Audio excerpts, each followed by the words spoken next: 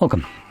In front of me is an HMD Fusion, and today I'll show you how you can hard reset this device through settings. So to get started, you will want to open up your settings application. So we can do it by pulling down our notifications. See it right over here. Next, scroll all the way down to System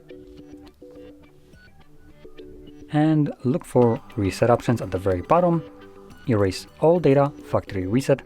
This will then present you with a list of different data that will be removed by this process, which importantly includes things like user data, photos, and the music.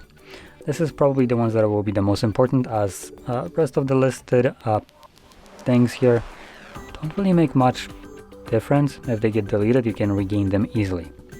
So anyway, if you have anything that you want to preserve, make a backup copy of it. If you don't, you can then just jump straight to erase all data. If you have some kind of screen lock on your device, you will need to confirm it. And once you do so, click on the erase all data for the second time, and this will now begin factory resetting your device. Now this process here will probably take a couple minutes to finish up. And once it's completed, we will be presented with Android setup screen. So I'll be back once that is visible for me.